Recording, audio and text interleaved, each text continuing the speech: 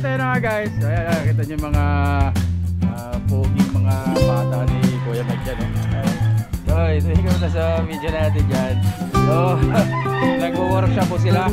O tatlong araw na silang gumagawa ng tugas. Ayun, binubuhay ulit. Medyo ilang matagal-tagal na rin yung tinawire kasi pinalaki yung mga sanga. May kakilala si Jen sa inyo, mag-mention na po sa baba. May pa-Gcash din po si Jen, may pa-Gcash yan. At dun sa mga si what's up mga kabosay, welcome po sa channel ko guys, support this vlog. So dito ako sa UP Diliman Bonsai Society. Ayun UP Diliman Bonsai Society. Yan. So nandito tayo sa bonsai ni Kuya Michael naman. Bonsai ni Kuya Mike, sikat na po na pinapalabas sa TV. Ayan, panoorin nyo sa 1PH yung share ko na video sa kanila. So, mag-hello ka muna sa vlog natin dyan Kuya Mike. Hello. Yan. So pasilip ko na sa mga tanim dito. Doon sa mga bagong followers natin, saka sa mga bagong subscriber natin sa YouTube channel natin na OLTV Mix Vlog.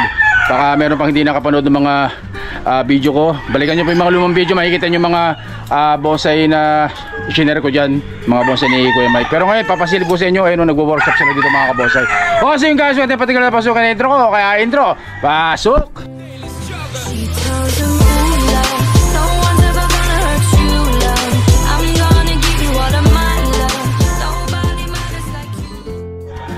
At ayun na nga guys, ayan, kita nyo yung mga poging mga bata ni Kuya Mike dyan, so ito yung na sa video natin dyan. So nagwo-workshop po sila nitong mga tugas si Kuya Mike, ayun yung mga tugas na yan. So ginawa, dinepolate kasi wawiring. Siyempre ang taga-depolate, ayun Shane, tumingin ka muna sa vlog. Tingin ka muna Shane. Yan, so siyang taga depolate o taga tanggal ng dahon mga kabosay. So tatanggalan ng dahon yan. Siyempre pagkatanggal ng dahon, so titira naman ito yan ayan sa kita. Shoutout ka muna sa mga tropa mo dun sa Quezon. Shoutout sa mga tropa nito dyan sa Quezon. Baka napapanood nyo to. Mag-comment lang po kayo sa baba kung sino nakakalala at may Gcash po kayo, magpapa-Gcash daw si Totoy. Comment lang po kayo sa baba. Siyempre si Totoy ang taga wire. Ayan. So i-wire muna, sus mamaya na ilalatag kayo pag na-wire na. Ayan. Gcash kayo. Gcash. Papa-Gcash yung mga tropa ni Toy dyan sa Quezon. Ayan. So ayan yung mga, papakita ko si mga tugas dito guys. May mga tugas pa dito na nauna. Kailan pa kayo nag-umpisa gawa ng tugas? 3 days na. O tatlong araw na silang gumagawa ng tugas. Ayun binubuhay ulit kasi medyo may matagal-tagal na rin hindi na wire kasi pinalaki yung mga sanga. So ngayon pwede na yan Kita nyo naman yan. Talaga kita mo yung mga latag ng mga sanga. Ayun mga latag ng sanga. So ayan yung iba. So iba wala pang mga latag, hindi pa nawalatag, pero iba ayan naka-wire na po mga kabonsay. Mga tugas. Sa mga naghahanap ng mga tugas ayan dami mga tugas po dito kay Kuya Michael. Ayan pasyalan nyo po dito sa Michael's Bonsai Garden. Pagpasok na yung UP Diliman Bonsai Society, nasa dulo lang mo, nasa dulo. Dulong-dulo po ito, pagtanong nyo lang, kilalang-kilala si Kuya Mike. Ayan, dulong-dulo pa yan, dulong-dulo. Sa mga si Shane, baka may gusto kayo shoutout Shane. Sa Korea daw, taga Korea. Shoutout sa mga tropa natin mga Korean dyan. May kakilala si Shane sa inyo, mag-mention na po sa baba. May pa-Gcash din po si Shane, may pa-Gcash. Yan.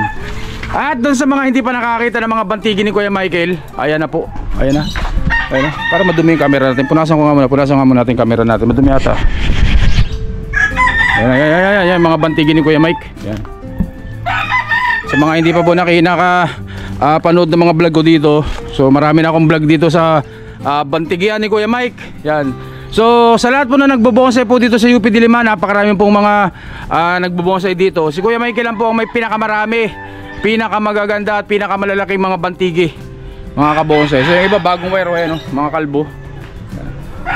Si Kuya Mike ang may pinakamaraming mga bantigi dito. Kita nyo yung isa na yan pura abil laki yan mga kabonsai. So lahat po ito yung for sale po yan mga kabonsai. For sale po lahat yan. Kaya sa naghahanap ng mga bantigi pang mga show, meron po dito mga ready to show na. May mga ready to show na po dito ng mga bantigi. baka naghahanap kayo, kagaya niya isa na yan, oh. Napakaganda, laki. Yung mga nakakaskiding na ganito, oh, kita nyo ba yan? Napakaangas, grabing pogi. Yan. Yung iba, Kuya Mike, ready to show na, ano? Ready to show, kunting linis-linis na lang yung iba dyan. Ano? Toothbrush, babrushin na lang yung mga sanga, mga trongko. Oh. Yung mga toothbrush yung gamit na, wag yung ginagamit ng asawa ninyo, mapapagalitan kayo. Ang laki nito, Imperial, oh. So ganyan kalaki, oh. Nagamit pa lang pala. Oh. Ang laki. Syempre maliban sa malalaking pantigi, so nandito rin po yung mga naglalaki, yung mga Yang Batangas. May mga video rin po ako dito, may mga vlog ako dito. So balikan nyo lang po yung mga lumang video ko dito kay Kuya Michael. Maglalabasan po lahat yung mga Yang na yan. Yung mga bagong dating pa lang dito. Ngayon, grabe na, mga magaganda na. So yan, mga Yang na yan, oh. Ang lalaki. Oh. Yang Batangas, kitang lalaki na ng mga sanga. Ano?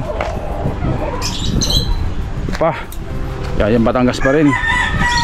Yang kalalaki. Mga talagang troso na. Ito pa pala ito, mga Yang pa rin dito. Ito. Yang Rizal tsaka Yang Batangas pinagsama. Yan. Ito dito pakita ko sa inyo yung Yang Batangas dito ng mga magaganda. So may mga buo na dito. So mga for sale po ito mga to. Sa mga interesado, pumasyal po kayo dito sa UP Diliman Bonsai Society. Hanapin nyo lang po Michael's Bonsai Garden. So yun guys, oh. Laki. Oh. Yang Batangas po. Buong buo na Yang Batangas. Ganyang kalaking puno. Yan. Ganyang kalaki. Ganda, oh. Kita nyo naman punong-puno tingnan. Yan. So dito isa. So meron pa rin dito isang napakalaki pa rin pong Yang Batangas. Kitang-kita nyo naman, ganda ng forma. Yang Batangas pa rin po yan guys. So ganyang kalalaki, oh. Oh. Lalaki na nasa kanyan guys. Yan. Yan. So ito po mga to, mga for sale po yan guys, ha.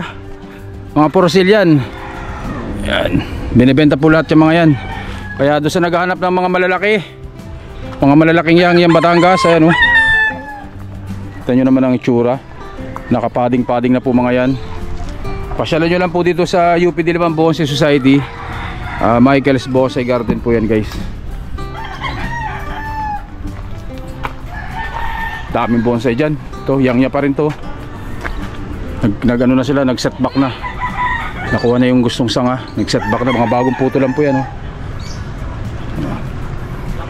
Ito. So Yang Batangas pa rin to. Lalaki. Ito, Yang pa rin. Yang Batangas pa rin po yan mga yan. Yan. So ito ano, China Philippine Holy naman. Oh, ito ganda, oh. Oh, baka may naghahanap po sa inyo ng ano, ha. Baka may naghahanap sa inyo ng forest.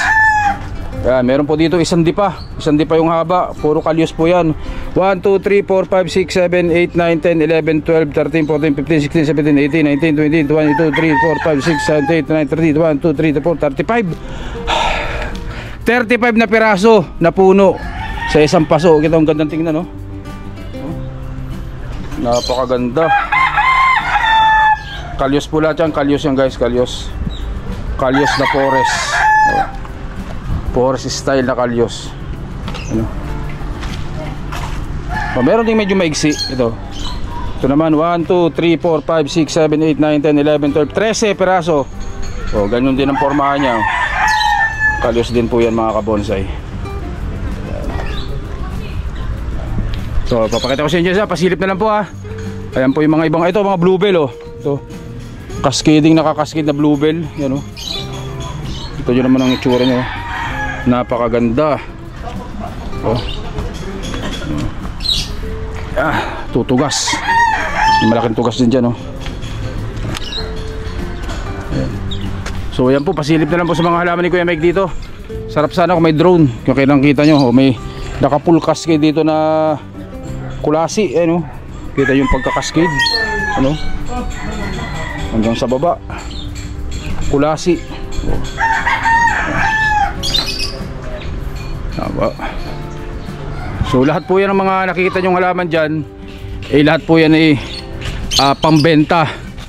Pambenta po lahat yan mga kabosay. Kaya sa naghahanap po ng mga malalaki, yan, baka may naghahanap sa inyo ng mga pangmaramihan, pwedeng bultuhan ng benta, pwedeng bultuhan ng bili. Yan, package. So yan po. Ito naman mga water jasmine. 1, 2, 3, 4, 5, 6, 7, 8, 9, 10. Pero meron pa dun sa kabila. Pero ito 10 to. Water jasmine. Gaganda niyan. Oh.